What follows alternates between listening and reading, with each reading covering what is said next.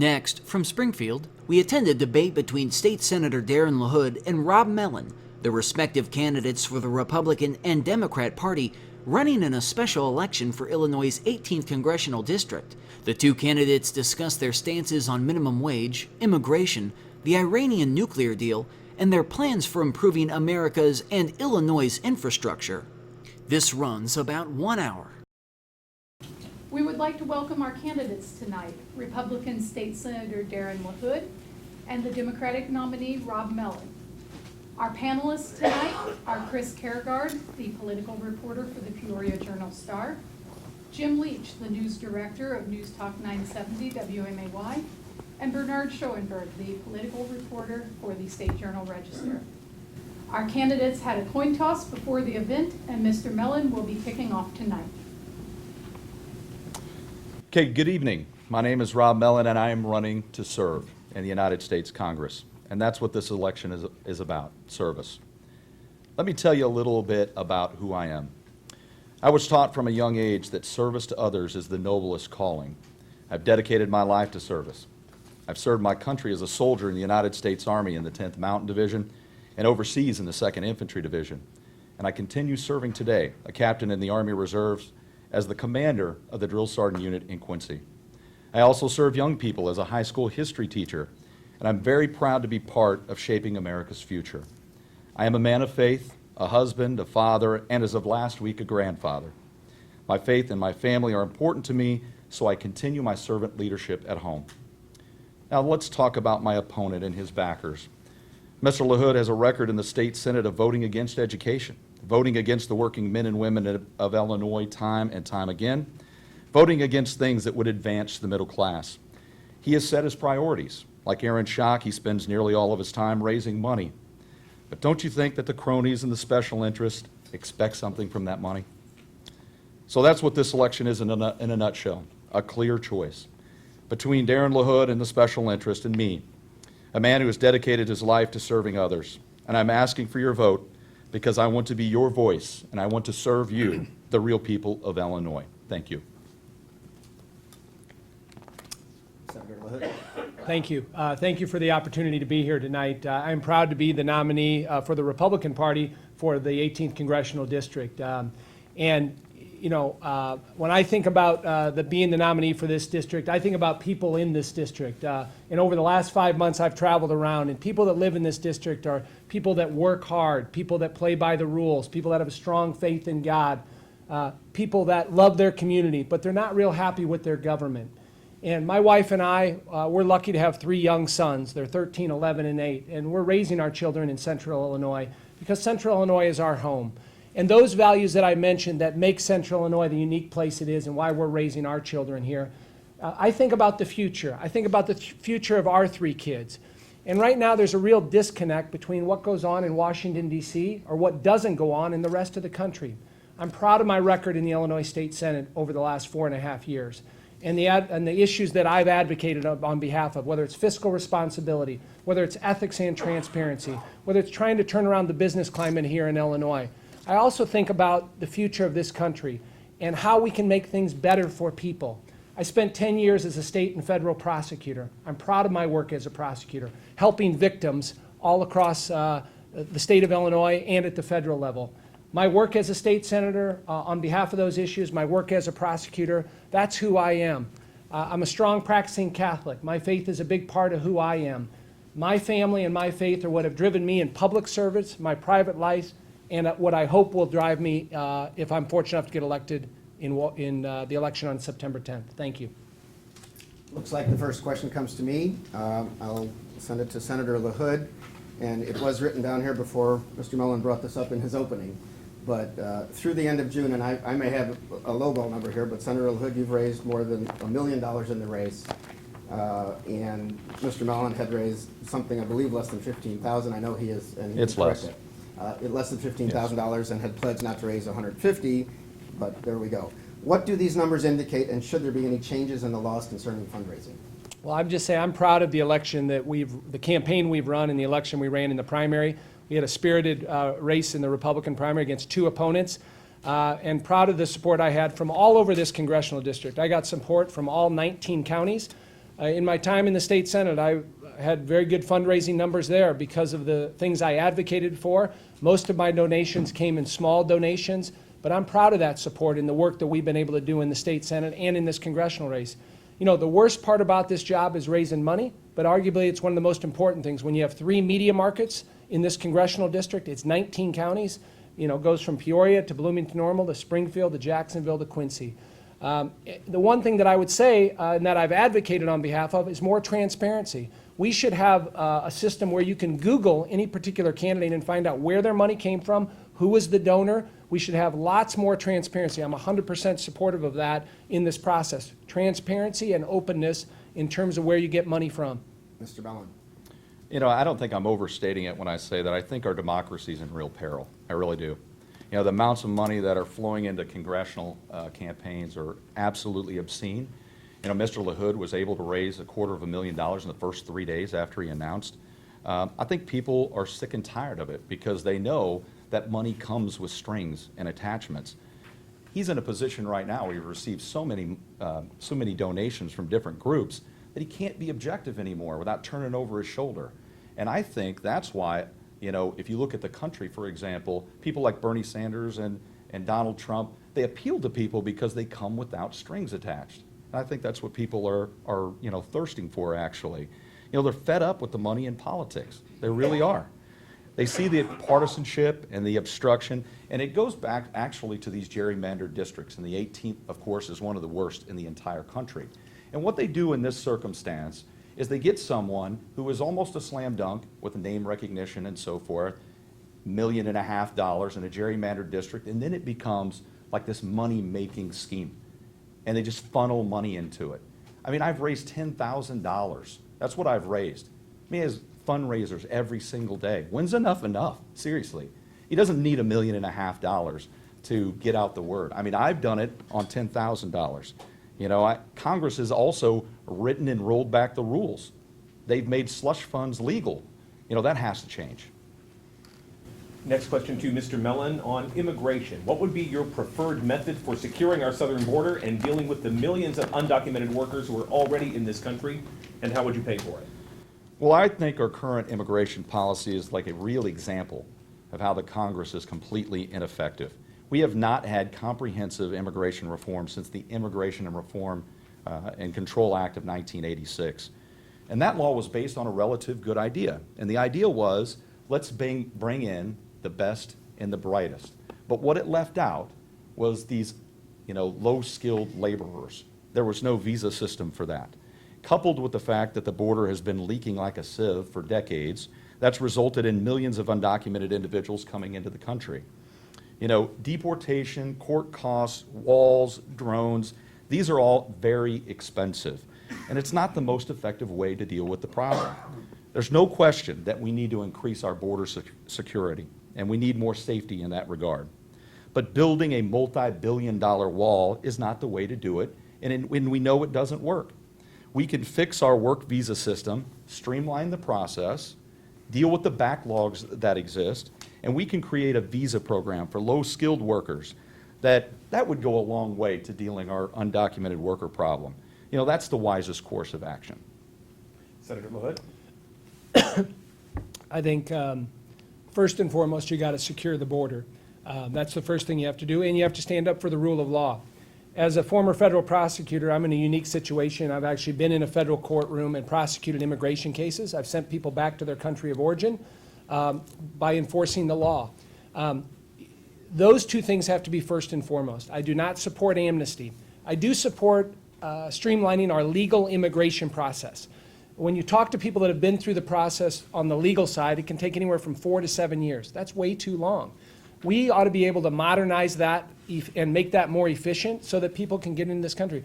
If you ever go to a naturalization ceremony and you see the folks that have come here legally, that played by the rules, did everything we asked them to do, passed the background check, they end up being our best citizens when they come to this country. We need to streamline that process. We have over 1 million people that come into the country by the legal process. So streamlining that, I'm supportive of. But I think you got to stand up for the rule of law. To take 11 million people that have been here and put them at the front of the line, that's undemocratic. It's unfair. You can't do that. And again, we have to spend the resources to secure the border. And to clarify, would you then deport those 11 million people? Well, I think you have to find a process where they have to go through the same thing that everybody that comes here legally goes through. That has to be the process. Could I address the deportation just briefly? Very briefly. Okay. Well, that's incredibly expensive to try to deport that many people. But what I would support are those who are here, who are willing to go to college or join the military, something similar to the DREAM Act that could deal with a lot of the problems as well. All right. I want to go back to something both of you referenced in your opening statements, which is your faith. And I'd like both of you, beginning with Senator LaHood, to explain how your faith influences your views on public policy and indeed specific public policies. Well, I would just say I'm proud to be a strong practicing Catholic. I went to a Catholic grade school, Catholic high school, Catholic college. We're raising our 3 children Catholic. And, you know, starting from a very young age, whether it's my personal life or professional life or public service, the values that I learned through my faith drive me in those 3 things. And I'm proud of that. And whether it's the issue of life, I'm a strong supporter of life. Proud to have the endorsement of the national right to life in this issue. That's something that's driven me. When you've been there, when my wife had our 3 kids, that's very, very powerful. But also, you have to have a foundation for who you are. And for me, that faith is a part of who I am, and goes, when I think about decisions that I have to make and there's many challenging decisions, falling back on my faith has been good for me as I've gone through my professional life, and will continue to do that. And Mr. Mellon. Well, I have a similar background. I went to Catholic grade school, high school, and college. So as a Catholic, you know, I'm called when someone falls to reach down and lend them a hand and lift them back up. Somebody's hungry, I'm called to help feed them. And when someone needs love, I'm called to love them. As a Catholic, that's what I'm called to do.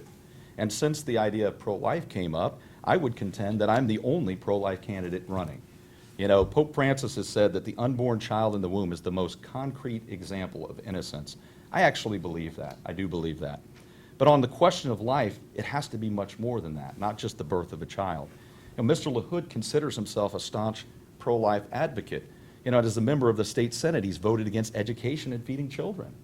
He's voted against expanding health care to low-income families. He's voted against, you know, child care to working people to keep them out of welfare. The list goes on and on. You cannot consider yourself truly pro-life, in my view, if you do not support a full life of social justice and promote the sanctity of life and not just birth. You cannot be pro-life and support the death penalty, for example. That's why I say I'm the only true pro-life candidate in the race. We will go on to the next question, and I know you can each use some of your other time to respond to things if you wish. This goes to Mr. Mellon first. You have called income inequality the greatest problem facing the country and have said that individual tax brackets for the highest earners could be raised from less than 40% now to near 50%. Is this still your view, and why, and wouldn't more taxes stifle business development? Well, according to the Simpsons-Bowles Commission, they said that increased taxes on the middle class was the only thing that would stifle real development. You know, I do believe that income inequality is the most significant issue that we face today. I mean, if you look at the disparity between the rich and the poor, it hasn't been this bad since 1928. And what followed that was the stock market crash and the Great Depression. You know, throughout the 50s, the 60s, and into the 70s, we had a growing and expanding economy, the fastest growing and the most developed in the history of our country. But that's changed since the 1980s. And that's due to the fact that our economy has shifted. We've moved away from a more manufacturing-based economy to a more service-based economy. And then in that economy, the lower wage workers have been left out pretty significantly. You know, if you look at the richest family in the country, the Walton family, they have more wealth, just one family, than the bottom 40% of the entire country. You know, this just doesn't make any sense. It's morally wrong, and more importantly, it's economically not feasible. Our communities depend on the purchasing power of the middle class. If things don't change in a significant way, our communities are never going to recover. We're going to have 5 businesses closing for every 1 or 2 that opens. We can do better than that. We have to do better than that. Senator LaHood, I know I directed that at Mr. Mellon, but you know, on income inequality and tax brackets. Yeah, I would just say, mean, I think Illinois is a good example of how you don't run things as a state in terms of promoting business. You know, the government shouldn't be in the business of, you know, supplying jobs, but they should create the atmosphere for the private sector to flourish. And that's what the government should do. I mean, there's such uncertainty now with the economy. People don't know whether we're going backwards or we're going forwards. But we have to figure out how we get the economy to not 2% growth, but 2.5% or 3 or 3.5% growth. And I think you do that with good public policy. You do that with tax reform. You do that with regulation reform. I think you do that with reducing labor costs.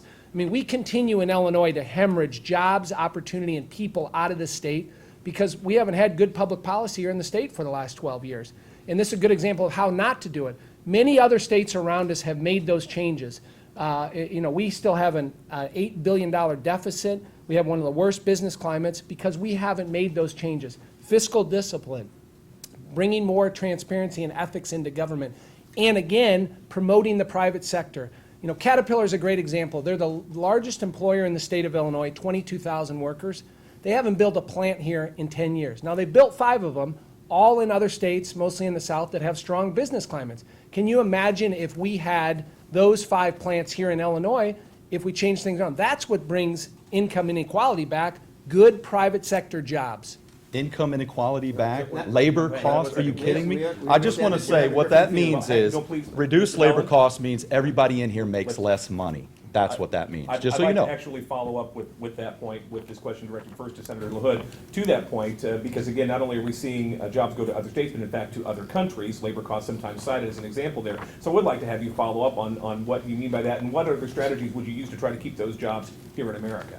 Well, I would just say, again, I go back to my point. I mean, you look at what states around us in the Midwest have done. They all have budget surpluses. They all have an economy that's booming. Illinois doesn't because of our restrictive policies here in Illinois. I mean, it's not rocket science. You look at what these other states have done. At the federal level, you know, again, you got to look at how do we promote the private sector, less regulation. You know, Caterpillar continues to lay off workers because of, you know, the regulation, whether it's the carbon emissions or clean energy, those programs. But more regulation equals less jobs, and we have to look at the times in our history here in the country where we've had a booming economy. It's been when we let the private sector flourish, and we're not doing that right now. We need to focus on that to make Illinois that great state we know we can be if we have good public policy in place. Mr. Mellon, your response. Well, he talks about, you know, those types of plans that he has, and the greatest example of that is Kansas. It's a disaster. It's an absolute disaster. It's a wreck. You know, and I just want to reiterate, low labor costs means everyone in here makes less money, unless you're a millionaire. Are there any millionaires in here? I hope you're doing well, but lower labor costs, that's exactly what it means. How an average person would vote for that, I have no idea. I don't have the foggiest clue. But I can tell you that I am the only person who's submitted a jobs plan. I have an infrastructure plan. We're $1 trillion deficit in the infrastructure by 2020. That's not my numbers, by the way. We do need to help the states out. We can do that. We need a veterans plan to put veterans back to work. You know, we need tax breaks for small business, increase those. I definitely believe in that entirely.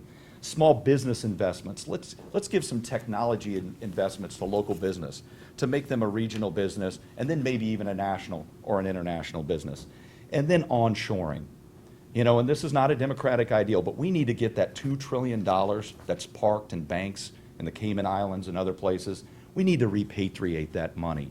And I think if they meet certain criteria, hire veterans, and do the right things, we can significantly lower the corporate tax rate, and they can invest that money right here. But I want to reiterate, and I want to make it very clear, lower labor cost, whether it comes from Governor Rauner or Senator LaHood, means you all make less. That's exactly what it means, and that does nothing for income inequality. Okay, I want to continue onward talking about overall national fiscal health. 2/3 of federal government spending is accounted for by entitlement programs, whether that's Social Security, Medicare, etc. Focusing on just one element of that, Medicare, what reforms would you favor, and are there any that are for you off the table, beginning with Mr. Mellon?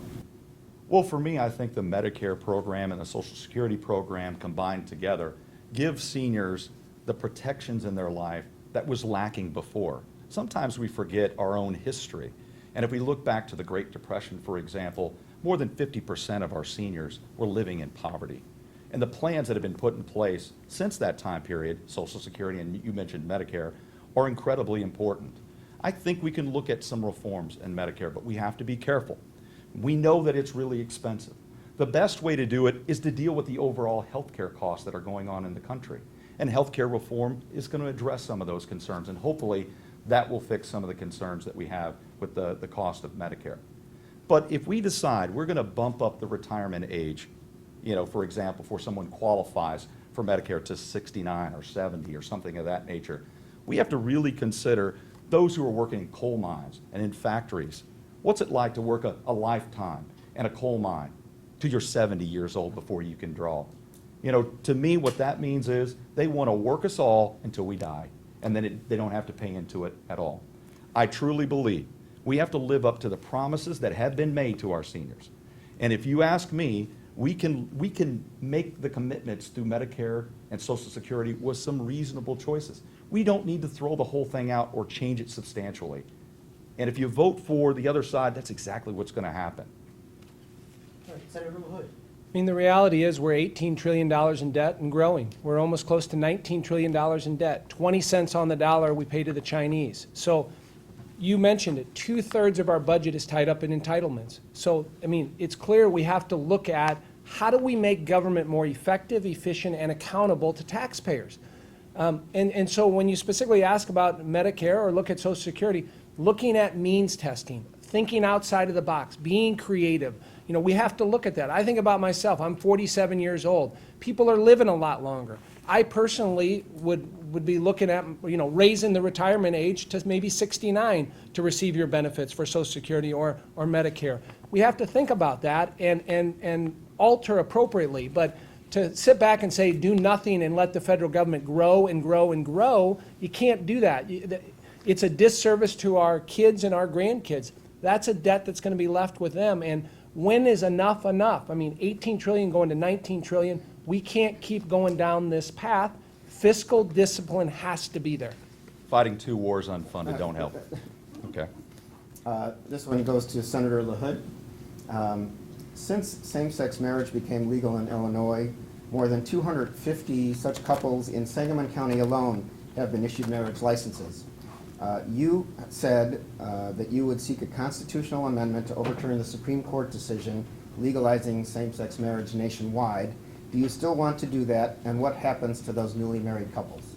I would just say I voted in the state Senate on the same-sex marriage issue. I think sanctity of marriage is between one man and one woman. I voted against the bill, and I stand by my statement of supporting the constitutional amendment. So what happens to the couples who got married? Would they be unmarried? Is that what you would prefer? Well, I mean, proposing a constitutional amendment, I mean, I support that. If that happened, that would change the Constitution and, would overturn the law. Mr. Mellon. I didn't know he was so readily willing to change the Constitution. But, marriage equality to me is about fundamental fairness. No one should be discriminated against because of sexual orientation. I support the King versus Burwell ruling, which establishes that every state must permit same-sex marriage, and states must recognize marriage performed elsewhere. The court has already ruled on this. Mr. LaHood has said in the past it's a state rights issue. It's ruled on. It's not a states' rights issue, because the 14th Amendment requires states to protect individual liberties and protect against discrimination as well. That's what this is about. If you look at the Lawrence versus Kansas case in 2003, that decided that people are entitled to basic respect and protection of their private lives. Libertarians used to be for that. I don't know what happened. Marriage has actually been redefined several times. We know this because in 1976, in the Loving versus Virginia case, the Supreme Court had to strike down laws that criminalized mixed-race marriages. So this isn't a case of definition of marriage either. Finally, nowhere in the King versus Burwell ruling does it mandate churches or force them to recognize same-sex marriage. I would never, support that myself. This has nothing to do with religious freedom. This has to do with two people loving themselves, loving each other, and living their lives as they see fit. I have no problem with that. The next question is first to Rob Mellon. The U.S. reestablished diplomatic relations with Cuba and opened an embassy there this summer for the first time in more than half a century. Is it time to end the trade embargo against Cuba? Well, I have a unique perspective on this because I think we actually talked about this when we had a discussion. My first job in the Army was radio voice intercept, and my focus was actually on Cuba and Colombia. And what I thought from that time period was we had a failed policy. It wasn't working.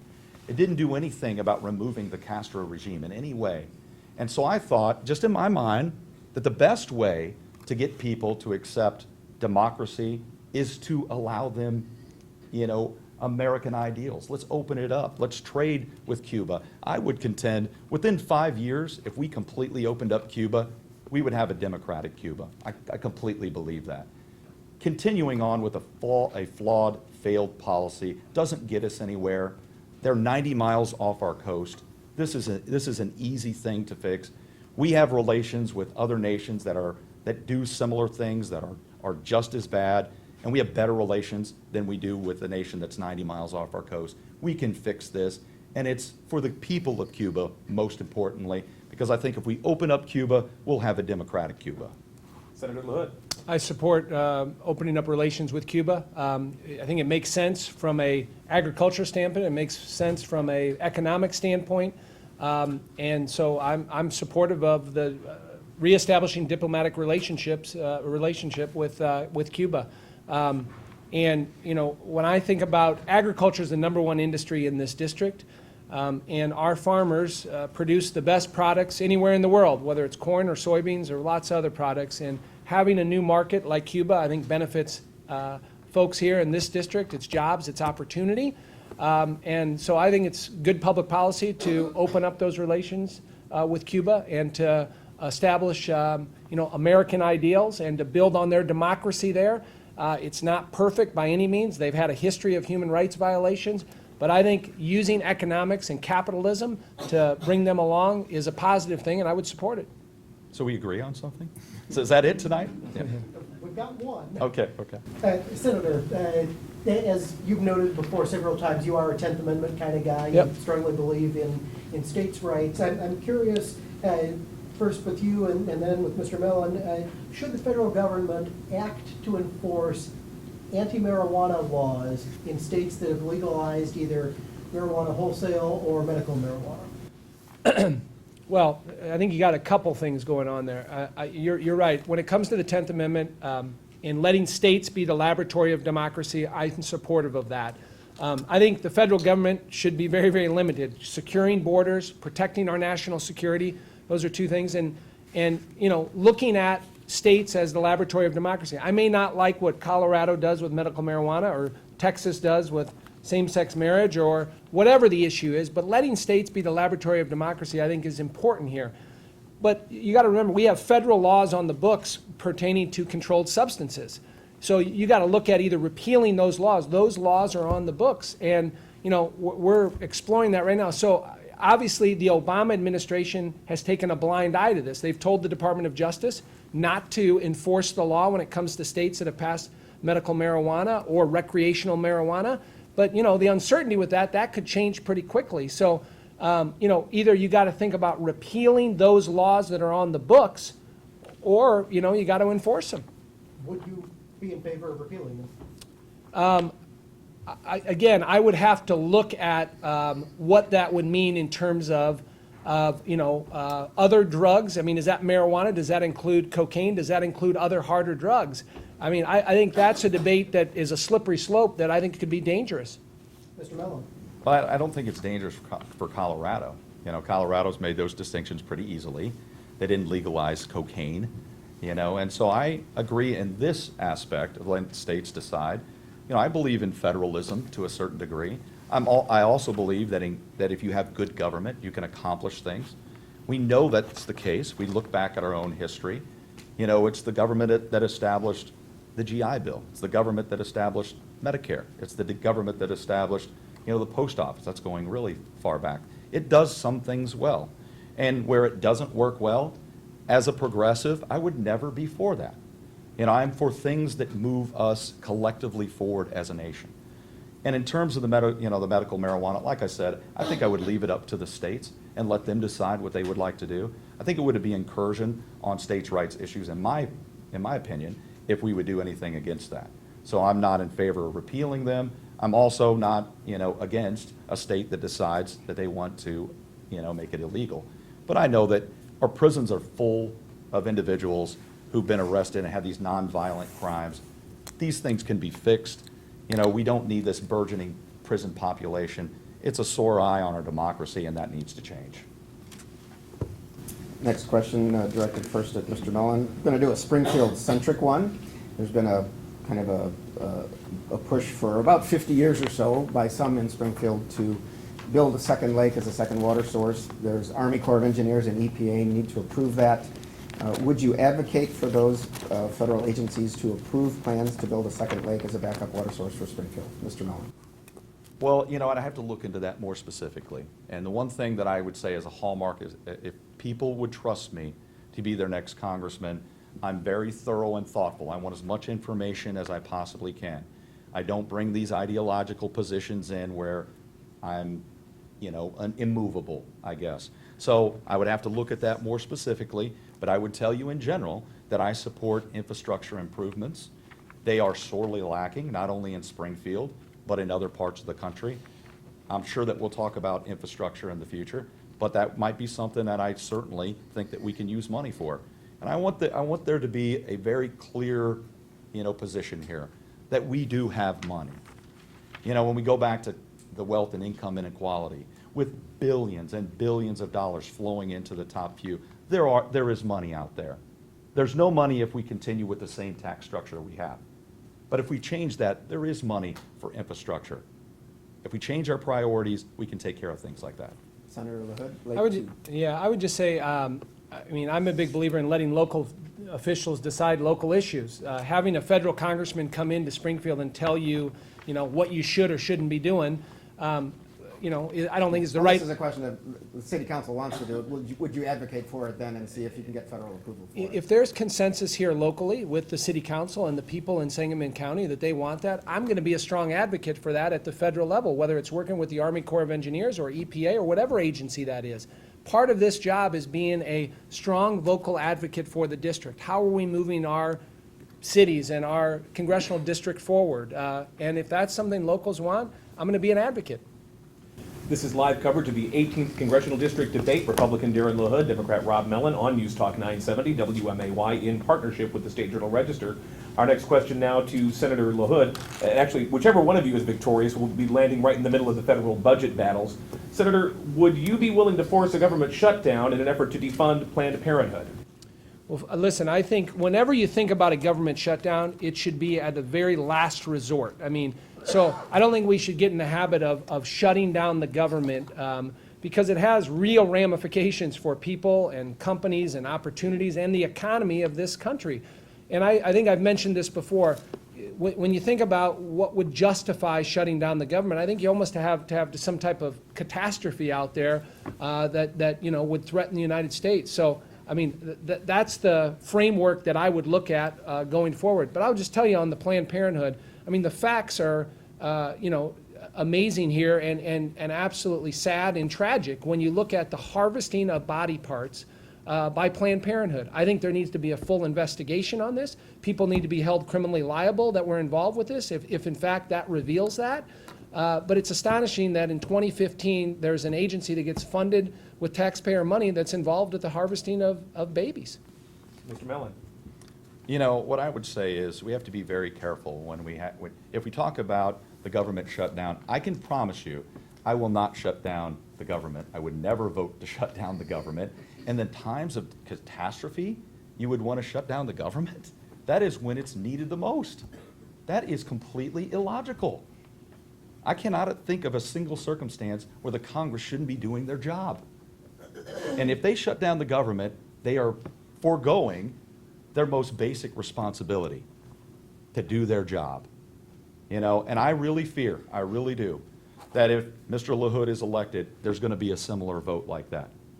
You could craft any sort of catastrophe in your mind. They recently did it with Planned Parenthood. It could be something else in the future.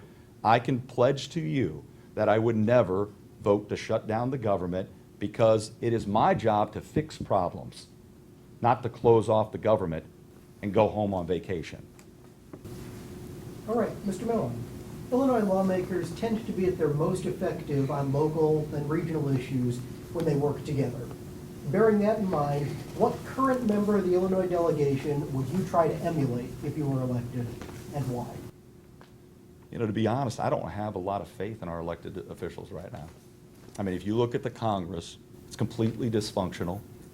It's the worst Congress we've had statistically in the history of the country. They cannot do the most basic things. If you look at the appropriation bills that are currently sitting and waiting for them after they get back from break, I mean, it's astonishing. It really is. And for me, I think it actually goes back to the money in politics. I'm sorry I can't answer your question very well, but I just don't have a lot of faith in our elected officials right now. I think we need fundamental, real change.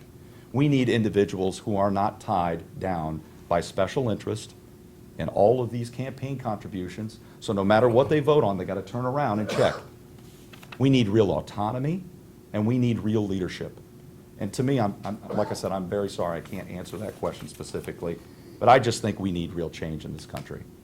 So, Senator LaHood, who in the delegation is doing well? Well, I would say that there's a number of members of the delegation that have been strong advocates for Illinois and worked very, very hard, whether it's John Shimkus in Southern Illinois, who's been the dean of the Illinois delegation. Congressman Shimkus, I think, has been a strong vocal advocate for his district, for agriculture, for improving the economy, and for energy independence. I think he's had a strong record on that. You know, I know Congressman Peter Roscom up in the Chicago areas, again, had a strong record when it comes to, you know, growing the economy, getting our economy back on track. Congressman Dan Lipinski is another one. He was a Democrat. His advocacy for transportation policy, he's been at the forefront, working in a bipartisan manner in terms of reauthorization of the 6-year transportation bill. I think there's been a lot of bipartisanship on his side on trying to work on those issues. Establishment. Next question to Senator LaHood, as long as you brought up Congressman Shimkus. The reason he's been there so long is because he kind of decided against keeping his pledge to self-limit his term. You are for term limits. I'd like you to explain if you will self-impose and for how long and why you are for term limits, given that some people think that if, you know, it's always new members that lobbyists will kind of run the show. Yeah, well, I'll just tell you, before it was popular, one of the first bills I introduced in the state Senate was term limits for state legislators 4.5 years ago, and I didn't make very many of my colleagues very happy with that. But when you look at other states that have implemented term limits, whether it's Michigan, Ohio, Missouri, it's brought new young people into the system. Nobody ever thought career politicians should serve there for 42 years and 40 years and 44 years like we have in the state Senate and other state legislators. So just seeing that caused me to do that. The other thing is, we are 70% of our legislature, this is their full-time job. It used to be a part-time job where you came to Springfield for a month and a half, you were a teacher or a businessman or a farmer. It's got way out of hand. And we're the third highest paid legislature in the country. So at the federal level, I believe strongly that there's a period of time where you don't become a career politician, but you can go and be an effective. And I said somewhere between 4 and 8 terms is the appropriate amount of time where you can do that, where you can go out there, not be a career politician, be effective for your district, be a strong vocal advocate, and come back home. So would you limit yourself to 16 years? I would limit myself between 4 and 8 terms, yes. Mr. Mellon. Well, okay, between 4 and 8 terms. I agree in part. I think it's a perfect time to have someone from the outside who's not tied to the establishment, doesn't have political experience. Because what is that experience? Going out raising money constantly? That's their full-time job, raising money. You know, what I would like to do is give Mr. LaHood that opportunity to go back to the state Senate and resubmit that bill. I would support him as a congressman if he did that. You know, my concern is in the way that the system currently works with the gerrymandered districts and the amount of money in politics. That's what's driving these career politicians more than anything else. If we could effectively change the way that we district, get rid of these gerrymandered districts, not just in Illinois, but across the country. Out of the 435 seats that are in contention every federal election, there's probably about 20 that are actually relatively close and competitive. That's the problem in this country. We could fix that. If we could fix that, we could fix this idea of term limits wouldn't even be necessary. I would just say as a follow-up, I'm a strong supporter of the Fair Map initiative. I want it to be on the ballot next year. How we change the gerrymandering system with a commission, I think is important. But not just in Illinois. It's got to be in Ohio, Indiana, Pennsylvania. So as a congressman, he's thinking in Illinois, but as a congressman, you have to think much larger than that, and I would push for into Thank you those both. districts. Next question to Mr. Mellon. Should the Iran nuclear deal be approved, or what would you propose in its place? You know, if you look at the Iranian deal, I am not willing to say that I would accept the Iranian deal today. You know, I need a lot more information. Like I said, that's how I function. You know, I want to get as much information as I possibly can, but I will tell you, I'm inclined to accept it because I see the Iranian threat in 4 ways. The nuclear threat, which they haven't developed yet, but the nuclear threat. The expansion of their fundamentalist philosophy throughout the Middle East, that's a real concern. The conventional threat and the sale of weapons from China and Russia, that's a threat as well. And the state sponsor of terrorism. All of those things are really important. But the number one thing for me, the absolute paramount thing for me, is the nuclear situation. We cannot allow the Iranians to get a nuclear weapon. And I would be as hawkish as any member of Congress to deny them from getting that. Because what it would lead to is proliferation in the Middle East, and that is what would lead to a clear danger to the United States. So I would have to look at the deal, and the next Congress, when they go back, when our next congressman, hopefully it's me, can look at that information and make a good choice. But we have to focus on limiting their centrifuges, limiting their nuclear material, and that's why I'm inclined to support it. But like I said, I'm not willing to say without doing my due diligence first. Senator LaHood. If I was fortunate enough to get elected, I would oppose the Iranian deal. I mean, the facts are as follows. You know, for 25 years, the Iranian regime has been a state sponsor of terrorism, not only in the Middle East, but all over the world. They continually talk about wiping Israel off the face of the earth, death to America in almost everything that they put out. And you second that with, they have a supreme leader that is a religious leader, that everything that he talks about is anti-American, anti-Israel. And for as much as they talk about democracy in Iran, the supreme leader has veto power over everything. And you couple that with the fact that if this deal goes through, they're going to get an influx of about $80 to $100 billion in cash. Who knows what that's going to be used for? This regime for 20 years has not complied with any rule put down by the United Nations, by the EU, or the United States. Nothing has been complied with. So now we're going to sign a deal that says, okay, we know you haven't followed any rule, done anything, but we're going to trust you now. This is not the time to do that. We should have negotiated further in this deal, got more concessions. There should be much more oversight than there is in this deal. I cannot support it. I think it makes the world a more dangerous place. All right. Whichever of you is elected will go to Washington, D.C., vote on behalf of your district. But if one of your constituents has a question or a problem, they're more likely to deal with a frontline member of the staff in one of your district offices. With that in mind, are you satisfied with the current setup, including the location in this vast district of those district offices? And what, if anything, would you push your staff, if elected, to focus on better? Well, I think first and foremost, if I was fortunate enough to get elected, I think you got to look at the budget and what taxpayer money is coming into the office and how you spread that around. But clearly, it's a large district. There's lots of needs in this district, whether it's in Quincy, whether it's in Bloomington Normal, Springfield, or Peoria. And looking at how you can best serve the constituents. Constituent service is a vital part of this district. When you call up your member of Congress and maybe you're a veteran and you have an issue, or you have a Social Security issue, or maybe you're a small business person that has a regulatory issue, having good constituent service, helping people navigate through the maze of the federal government or state government, that has to be first and foremost. I've had a strong record in the state Senate when it comes to constituent service. I'll continue that if I'm fortunate enough to get elected. But clearly, I think you need to broaden beyond what is there right now and look at having a presence in the Quincy area, having a presence in Bloomington Normal, and continuing one here in Springfield. But it's all going to be based on the budget that you're allowed, how much money has been spent, and you're coming in on to fill out the rest of a term, so you have to look at that too. Good constituent service has to be a part of that. and having good staff that follow the rules, that are compliant with campaign rules and the legislative rules that are in place. Ethics and transparency has to be first and foremost. Again, I've had a strong record of that in the state Senate. And Mr. Mellon. I just want to remind everyone that we have no district offices right now because the Republican elected official that we had to resign in disgrace. So we don't have any offices open right now. I do agree that it's a very large district, and I would do everything I could. I'm used to working on a shoestring budget. I mean, I've lived my whole life like that. I mean, it's tough. And so I could use that budget to expand out. I would even think about doing something more mobile. You know, have something that can go from community to community, in the sense of maybe I could use those resources to buy some sort of a van or a bus, and I can go to those communities directly.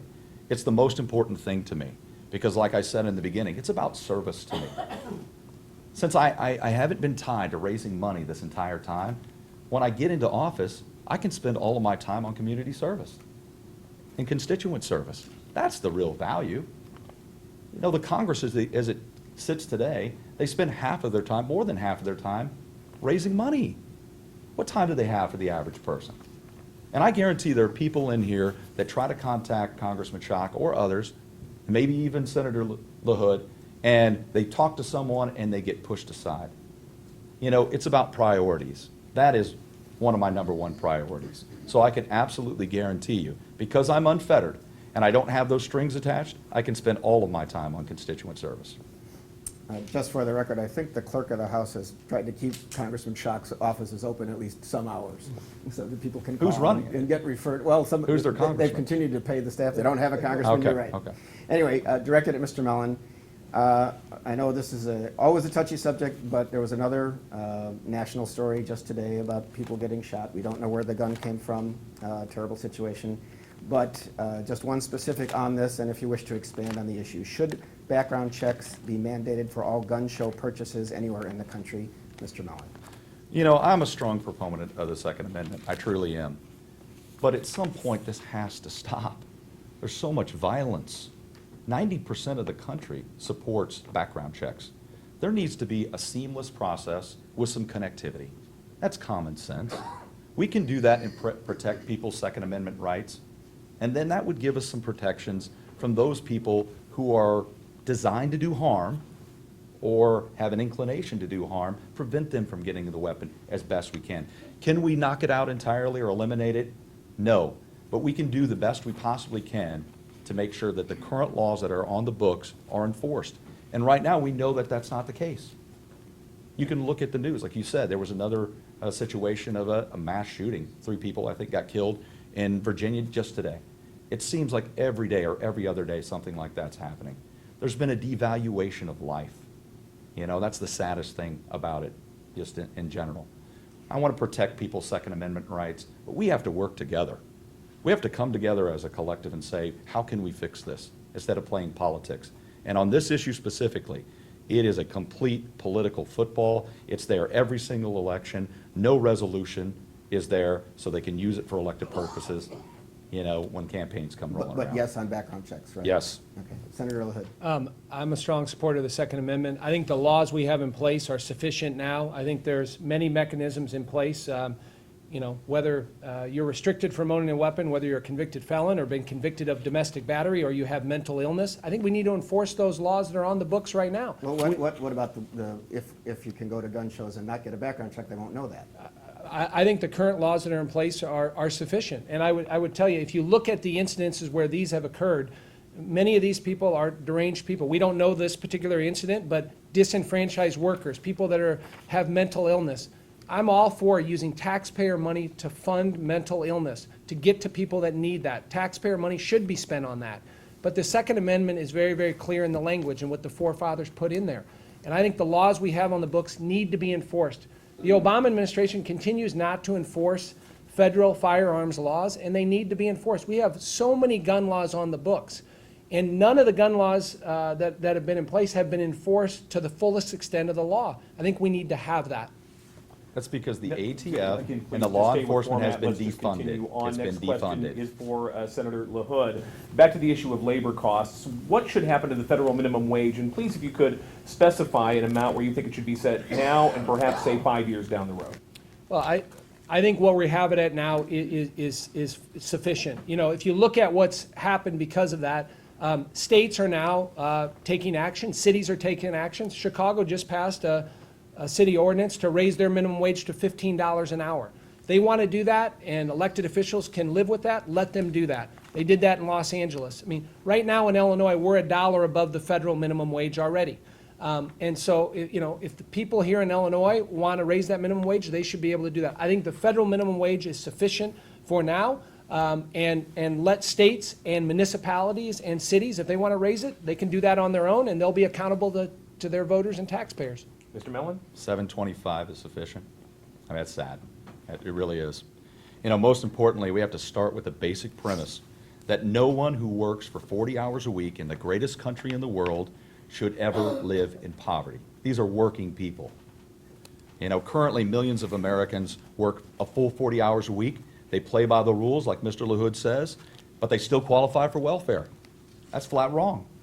I mean, that's just flat wrong. We have to start arguing the facts about minimum wage. Half of all minimum wage workers are working full-time. Half. The average age of a minimum wage worker is 28 years old. Did you guys know that? 28. And 90% of minimum wage workers are over the age of 20. So we have to start arguing the facts, not generalities, facts. You know, those against the increase in the minimum wage, they try to say it's bad for business. It's simply not true. Nearly every state in the union has raised the minimum wage above the national average, and it has a positive impact. It's about purchasing power. That's the most important thing. We want to fix our communities and create job and commerce. We have to give the average person more purchasing power. And this goes to it. This is not going to push these people into the middle class, but it will increase their purchasing power. And like I said, no one who works for 40 hours a week in the greatest country in the world should ever have to live in poverty. Okay. Mr. Mellon, roads, bridges, rail corridors, airports, all of them take tax money to build and to maintain. What is your infrastructure plan to adequately fund all of those in the future? All of those, yes, yeah, I agree with all of those. You know, I'm calling Show me for, the money. yes, okay. You know, I'm calling for the Congress to step up and appropriate the money. It's sorely needed for our crumbling roads and bridges. We have more than 70,000 bridges in this country that are classified as structurally deficient. 70,000. And those bridges are supposed to be inspected annually. The Quincy Bridge, the Memorial Bridge, hasn't been inspected since 2010. My family drives across that bridge. And that is the direct responsibility of the Congress to make sure that funding is there. You know, if it were a hurricane or an earthquake or some other natural disaster, the Congress would act immediately. You know who I got that from? Ray LaHood. That's who I got that from. You know, we need that level of urgency. We need the level of urgency that Ray LaHood established when he was, you know, he served so effectively as our Secretary of Transportation. We cannot wait for another bridge to collapse before we act. We need a comprehensive, long-term transportation bill. The American Society of Civil Engineers said by 2020, we're going to have a $1 trillion deficit in infrastructure. So we know what the deficiencies are. We know what it will cost, and I actually have a plan to do it, but I'm out of time. Senator LaHood. Well, obviously, funding of transportation has to be first and foremost, but figuring out how to pay for it is important. Again, I go back to, I wish we had an $18 trillion surplus in this country. I mean, I wish that's where we're at. We're not. The reality is we're $18 trillion in debt. So are taxpayers willing to spend more money? They want more tax increases to do that. You know, I don't think people have a lot of confidence in the federal government because we haven't had a very good track record of watching people's money at the state level or the federal level. So when you think about a transportation plan, I'm all for it. I want a 6-year plan. I think Representative Paul Ryan has come up with a plan that I think will be brought to the Congress this fall on taking the repatriation money that's been held offshore. I think that's a great way. About $500 billion in infrastructure. Wouldn't raise taxes, could be used. Now, that would fund for 6 years. I would be supportive of that. I want to look at the details of it, but I would be supportive of it. This congressional district, transportation is vital. Whether it's the rail consolidation going on here in Springfield, whether it's our roads and bridges throughout the district, whether it's our rail system, our locks and dams, between agriculture and our great companies in this district, we need good transportation in this district. I'm supportive of that, but I think you got to think outside of the box. I think you got to look at tolling, you got to look at private-public partnerships. I think you got to look at repatriation to fund it at this point. Can I say would I pay for it? We're almost out of time. We have to stay with, Okay, with the format. because I mean, I do have a plan to pay for it. And I really need to cut the drama here, so Senator LaHood, who is your favorite musical artist and why? I've seen the Rolling Stones a couple times. I like them an awful lot. And Mr. Mellon? Okay, it's the boss. Some of you may have, no, not from my politics, but it's Bruce Springsteen. I've seen him several times. It's an amazing show. I would encourage anyone to go see The Boss next time. The 40th anniversary of Born to Run. I listened to it on the way here, on Sirius. Gentlemen, we are out of time. Thank you both so much for your candid answers to these questions. It is now time for closing statements. And again, with the pre-arranged coin toss before the debate began, Mr. Mellon will go first. You know, I'd like to end my remarks tonight in the same place I started, with a commitment to go forward and serve the people of Illinois. And if they will give me their votes and that chance, I will serve them effectively. You know, many people say we can't win this election. We don't have hundreds of thousands of dollars to get our message out to the people of Illinois. And too often, elected offices are basically sold to the highest bidder. We see that all the time. As Mr. LaHood could tell you, $1.5 million buys a pretty big megaphone, and it can drown out a regular guy like me. But the people of Illinois are sick to death of Mr. LaHood's style of politics, and just politics in general. They know that huge donations don't come without strings. This is the story we've seen before, over and over again. Career politicians and cronies like Aaron Schock. But wouldn't it be something in this district and in this election if we decided to go against that trend and go against the money in politics? Listen, I know it's a really big fight. Mr. LaHood and his money, they're a Goliath. And I can tell you, the only way David wins this one is if we get out and vote. But it's not enough just for you to vote. I need you to get your friends out to vote. That's the only way I can make up for the disadvantage in spending. I want to serve the interest of the workers, the teachers, the firefighters, the farmers, and all the working people of Illinois. And I promise you, I will make you proud. And finally, a closing statement from Senator LaHood. Well, thank you for the opportunity. Great to be here. And again, I'm proud to be the nominee in this race for Congress. And you know, this is you get a real sense of responsibility in running for Congress in terms of the challenges we have at the federal level. And again, I'm proud of my record in the state Senate over the last 4.5 years, standing up for the core issues, whether it's fiscal responsibility, smaller government, term limits, ethics and transparency in government. That's what's driven me in public service. And it's not always been conventional, and I've been independent-minded in the state Senate, and I'm proud of that. Proud of the race that we've run here. And again, I think about our 3 kids that are young, and I think about the future of this country. That future of how do we make the next generation better than we had it. That's what's been the dream for this country. And I think about my great-great-grandfather that came over on a boat through Ellis Island and didn't speak any English, wasn't looking for a handout, but they relied on family and faith, like so many other Americans have done over the last 200 years. That's what makes America great. It's not more government, it's that self-reliance. It's relying on less government and people pulling themselves up by their bootstraps, which makes America great. We're founded on faith, we're founded on work, we're founded on responsibility, and I've been a strong advocate for those values, and I look forward to working very hard over the next 2 weeks here to earn your vote in this race, and I'm asking for your vote tonight to proudly represent you in Washington, D.C. Thank you. And please join me in thanking both candidates for their participation in the debate tonight. You're watching the Illinois Channel, an independent nonprofit corporation formed to provide gavel-to-gavel coverage of Illinois state government and other public affairs events taking place across Illinois.